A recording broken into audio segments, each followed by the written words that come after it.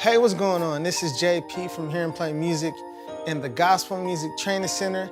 Thanks for tuning in to this video tutorial. I'm excited about it because what I'm going to be doing is sharing with you a concept that will help you to play any chord that you know or any chord that you want to learn in all 12 keys, and you will be able to do this very fast.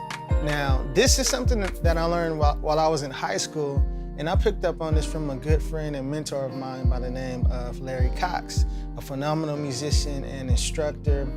And he showed me this concept called the circle of fourths. Now, if you don't know what this is, you probably use it every day as you play, because a lot of songs and chord progressions are made up of the circle of fourths. You have something called circular movement. So chord progressions like 2-5-1s, if you heard of that. Chord progressions like 7-3-6s and 3-6-2s. They use the circle of fourths, whether you know it or not. So what I'm going to do is show you how you can take any chord and practice it around this thing we call the circle of fourths. All right? So I'm going to go to my computer real quick, and we're going to look at the circle of fourths. What is it? So what you can do, you can go to musiccirclechart.com. And what that's going to do, that's going to take you to our website, hearandplay.com. And what you're going to see is this chart. It looks like a clock. So at the top of it, you have C. At the bottom of it, you have F sharp and G flat, right? Now, if you look above C to the left, you're going to see something that says fourths. And if you look to the right, you're going to see something that says fifths. So what that means is, if you go counterclockwise, right, where it says fourths, you're going in fourths. And that means you're going in fourth degrees or fourth intervals. And I'll explain that in just a second. Now, if you go to the right, which is clockwise, that means you're going to be moving in fifths. So let's start off with clockwise. You see we have C, then we have G, then we have D, then we have A, and so forth and so on. So if you really pay attention to what you see, what you will notice is that C goes to G. And what you should know is that G is the fifth tone of the C major scale. So far, the first two tones that we have, the C is moving up a fifth degree or a fifth interval of the C major scale, and it's going from C, then it's going to the fifth tone of the C major scale, which is G. So now, if we look at G, and we see the next note after G is D, if you know the G major scale, you should know that D is the fifth degree of the G major scale. And I'll go on just a little bit more. So if you look at the D, right there, you'll see that A is next. And if you know the D major scale, you would know that A is the fifth tone of the D major scale. So basically, this is a cycle, and we're going in fifths. All right, so if that's clockwise. Now, if you go counterclockwise, this is fourths. So it works the same way. If you know the C major scale, you will know that F is the fourth degree of the C major scale. All right, so that's that one. Now, if we look at F and B flat right here, you should know that B flat is the fourth tone of the F major scale. All right, so then now if we go past that and look at the E flat and this B flat, you should know that the E flat is the fourth tone of the B flat major scale. And it just keeps going on and on counterclockwise. So that's the circle of fourths and fifths. So what we do a lot of times, in music, we use the circle of fourths because, like I said, that's naturally how a lot of common chord progressions work. So if you think about a 2-5-1 in the key of C, and we're going to get into this exercise in just a second, I just want to lay down some foundation. So if you look at the key of C major, right?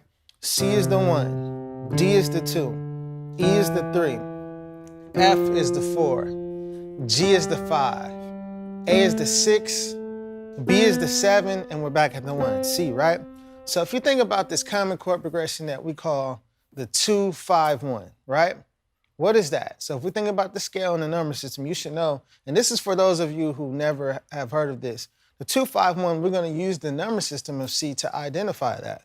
So we already went through the scale and the number system. So D, that was the 2. G, that's the 5. And C, that's the 1, right? So we got D to G to C. That's a 2-5-1 in the key of C. Now, if we actually take a look at the circle of fourths chart and we look at this 2-5-1, let's start with the D. We established that D was the first tone for the 2-5-1, and D is the 2 in the key of C, right? So D is right here on the circle of fourths. So if we go counterclockwise, naturally, G comes after D, and then C comes after G. So this will be your 2-5-1. Now let's think about these notes in a different key. If you know the E flat major scale, let's look at that real quick. E flat is the 1, F is the 2, G is the 3, A flat is the 4, B flat is the 5, C is the 6, D is the 7, and we're back at the E flat. So if we look at the E flat major scale and we look at D going to G to C, which in most cases you will play a 7-3-6, right? And that's going from D to G to C. So in the key of C major, it's a different chord progression. But when we think about the E flat number system, that chord progression becomes a 7-3-6. But it's still a circular movement. If we look at the circle of fourths, you will see it doesn't matter. A 7-3-6 is another, 2-5-1 in a different key. But basically, I just want you to know that is a circular movement. So just keep in mind, this is why it's good to practice this way, because not only do you get how to play the chords in all 12 keys, right? Any chords you know, but it also gives you the sense of how to play the chord in a chord progression. And anytime you go to a particular bass note, you're also going to know what type of chord options you have when you go to that bass note. So that's why this is cool. This is a good way to practice. And it also sounds good for the simple fact that you're kind of putting things in the perspective of a song, kind of in a sense, because music works in fourths. So as you're practicing chords on the circle of fourths, it sounds good too as well. So the first thing I would do to get familiar with the circle of fourths is either pull up the circle of fourths on musiccirclechart.com, and what you could do is start on C, and in your pinky play the C, and just get familiar with the circle in your left hand. So go from C to F to B flat. And I would just do that over and over. We're just doing small chunks. And you want to do this over and over till you no longer have to think about it. So you can just go from C to F to B flat. And you can say it. You could do it slow. You could do it a little bit faster. The pace depends on, how fast you can do it. So I would go C, F, B flat. And just keep doing it over and over till you know what those are. So that's the first 3 notes of the circle of fourths. So then from there, once you get that, then start to add a little bit more. So the key thing to mastering something is to really take your time and do it over and over till you no longer have to think about it. And that's how you know you got it. So that's how I would approach this, is do it over and over and over, the first part. And then as you get that, add a little bit more. So we got the C to F to B flat. If you practice that, you can pause the video and do that over and over. But then add the next 2 tones of the circle, which is E flat and A flat. So now you would go from C to F to B flat to E flat to A flat. And then you would do it again. C, F, B flat, E flat, A flat. And do it over and over and over. And how I like to practice, I like to do a certain amount of repetitions. So you can probably do anywhere from 5 to 10, starting with C, F to B flat, C, F, B flat. And when I think about repetitions, I think about like going to the gym or doing push-ups. 10 push-ups is basically 10 repetitions. So this will be considered 1 repetition. This is 2. This is 3. So just get those in and then continue to add more. So go from C to F to B flat to E flat to A flat. And then as you practice, I'm just gonna speed through this, but as you practice, you will be able to do all of these and just get more familiar with the circle of fourths, okay? So you would go from C to F to B flat to E flat to A flat to D flat, G flat, B, E, A, D to G, and then just do it again. So really get familiar with this. And if you can take on the whole thing if you're looking at a piece of paper or you're looking at your computer or something. You can definitely try to take on the whole thing instead of taking it in small chunks. So it's totally up to you, but I found the best and more effective way is to do little pieces at a time. Now, once you get that down, now you have to decide what type of chord you want to be able to play in all 12 keys. Because like I said, you have your roadmap, which is this. So you know how to move, right? So for an example, I'm gonna take the C minor 9 chord and I'm gonna start with C. So I got C and B flat in the left hand, and then E flat, G, B flat, and D in the right. So basically, you would use the circle of fourths and go from a C minor 9 to an F minor 9 to a B flat minor 9 to an E flat minor 9, and just keep going to A flat minor 9 to D flat minor 9 to G flat minor 9 to B minor 9 to E minor 9 to A minor 9 to D minor 9 to G minor 9, and then we're back at the C. So it just goes around and around in a circle.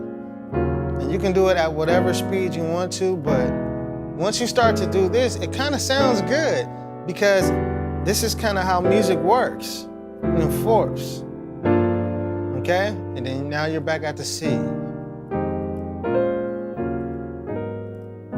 Okay?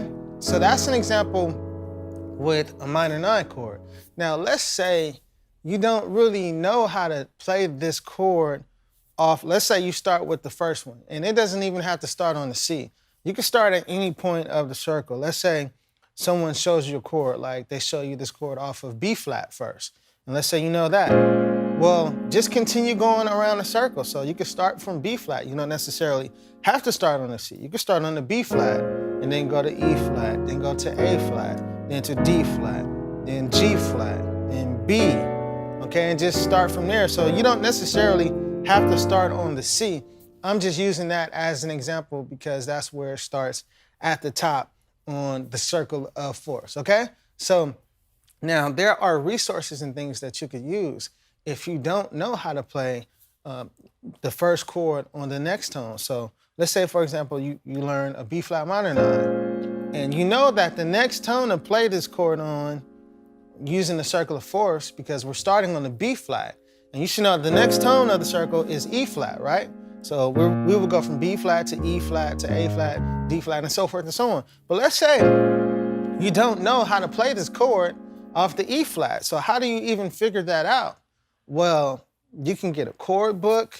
You can try to write it out and look at the tones and how they fall on that particular scale. So if you know you're playing a B flat minor 9, you would look at the left hand and say, okay, I got the 1, the flat 7th, the 3rd, the 5, the 7, and the 9. So you can write out the numbers and then try to manually figure that out in different keys. But we have a great resource at Hear and Play called Instant Transposer. And it's kind of like a musical calculator. It does the math for you. You don't even have to even really think. Like once you know that first chord, you can transpose it to all 12 keys, and you can create a guide that you can use as a reference to practice within a circle of fourths. So you can start off with the first chord and put it in the Instant Transposer application, and then watch it do the work for you. And then you can go back to the circle of fourths and say, okay, B flat is the first one. And then if we're going in fourths, then the next minor chord would be this E flat minor 9. So then you would go to the document that you create, or you can go to your computer and look at the application and see which one is the E flat minor 9. And then you could just look at it and just find the chord. So it does the work for you. So let me show you. So what you could do is, I'll take you to you can go to instanttranspose.com.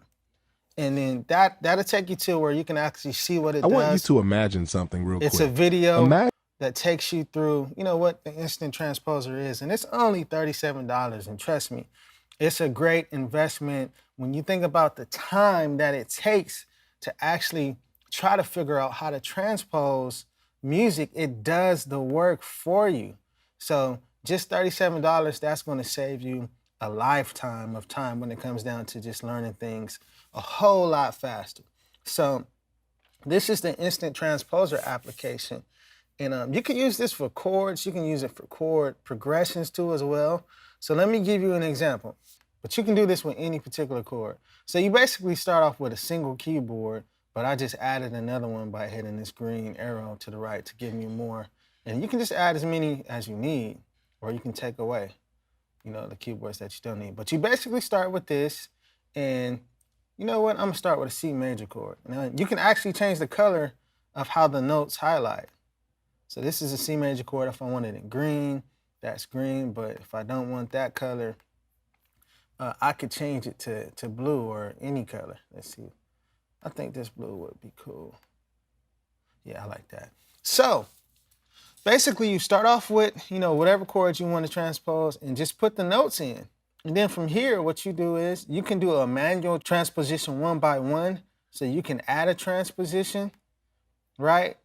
And right now it didn't transpose it because you have to change it. So you can do it by absolute, which means it's gonna go off of the key that you wanna do, or relative basically is gonna take you up half steps. So if you wanna go up or down a half step, that's the difference. Relative takes you through the numbers as far as half steps if you wanna go up or down.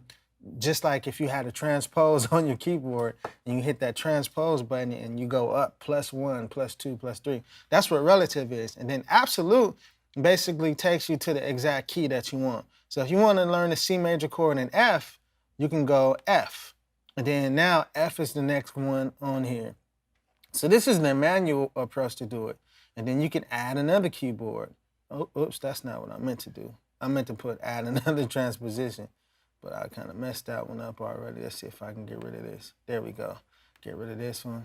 Or, right, let me see. Well, I'm gonna just leave it for now because I already added it. So what you can do, I meant to press add transposition. So you can add transposition, and now if you look at the circle of fourths, you will know it goes from C to F to B flat, right? But this is on relative. So you switch that, and then you can go to B flat. So now it just took the chord and put it in the key of B flat major. Now, like I said, you don't necessarily have to start with C. You can start off with any key you want, right? But now let me create a new document and let me show you something else that's very, very powerful. All right, so now let's look at that minor 9 chord that I showed you. You can take that, and this is just another example, but you can use any chord. Any chord you put in here will actually work. So we got C, that's the bass note that we will play in our left hand. And in our right hand, let's put E, G, B flat, and D. And better yet, another thing that you can actually do is you can mix colors. So let me take that off. So you can, if you want a different color to represent the left hand, you can actually do that too as well. So let me let me see if this dark blue will work. Well, I think I'll pick the lighter blue. That might be better. Yeah, I'll just pick this lighter blue. So let's say in the left hand you want to play C, G, and this just represents what you would play in the left hand, right?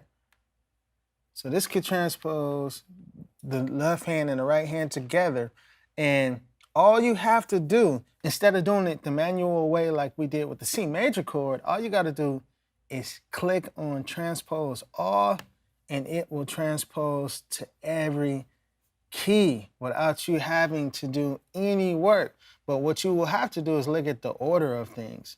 Now, what you can do if you want to organize it in a way where it's working off the circle of fourths is you can actually come over here and go, well, this is the reference chord. So that's why we have C and then we have C again, because it's basically starting right here on this one for the starting point for all 12 keys. But the first layer is the reference chord, all right? But what you could do is you can change this to C to F, because F is the next tone on the circle. Then you can go to B flat. It's up to you, however you want to use it, however it fits your needs. But basically, this is amazing. This does all the work for you. So this is one route to do it. And then you can also get a chord book. This video is not a sales pitch. This is just something like coming up, how I used to have to transpose chords when I was in high school, when I learned this concept. We didn't have any applications or anything like this. So I actually had to sit down and look at the chord. And then I would have to take every note of the chord up. I would have to figure out how to do it. So what I used to do is I used to look at my hand, and then I would count 1, 2, 3, 4, 5. So I would know that every note is pretty much gonna go up 5 half steps.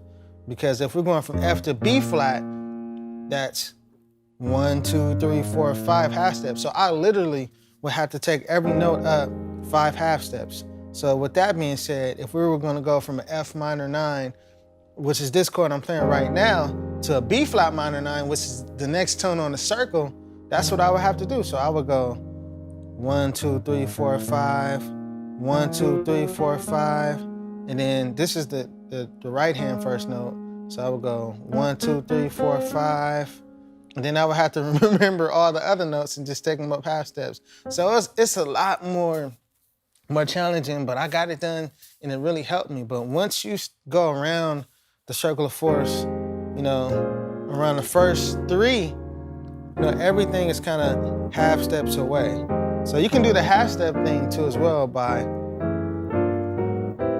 trying to figure out the chord using half steps too. So you can go up half steps until you figure out, okay, this is the B flat chord. So I would go from F minor to B flat minor, so forth and so on, okay? But this is really what I wanted to show you, just a quick way to practice the circle of fourths. You can take major chords, do it the same way. When you learn the first C major chord, you can either use a chord book to find all the other chords and say, okay, we'll go from C, and then the next tone on the circle of fourths is F. So then you would go to F major chord, and you could use a chord book to do this, to find a chord, or you can use instant transposer, which is, like I said, it's gonna save you a whole lot of time. So you can go from C major to F major, to B flat major, to E flat major, to A flat major, to D flat major, to G flat major, to B flat major, to E major, to A major, to D major, and so forth and so on, okay? So that's how you practice. This was the video I wanted to create for you. Hopefully this saves you guys a whole lot of time and helps you to grow a whole lot faster, because it did for me. It was really life-changing for me, and it accelerated my growth. So thanks for tuning in once again. Don't forget to subscribe, because we're gonna be posting videos every single week. So hit that subscribe button and also hit the alert bell so you can be notified every time we post a video, because trust me, you don't wanna miss out on this. We're gonna be doing tips and chords and progressions, just a lot of things that will help you to accelerate your playing and do it a whole lot faster. Also, join us on Facebook. You can go to facebook.com/hearandplay, and we post new content on chords and just a lot of different good information on there on our Facebook page, as well as you can visit hearandplay.com for more info. So thanks for tuning in once again. I'm JP, Jonathan Powell, signing off. And until next time, remember, if you can hear it, you can play it.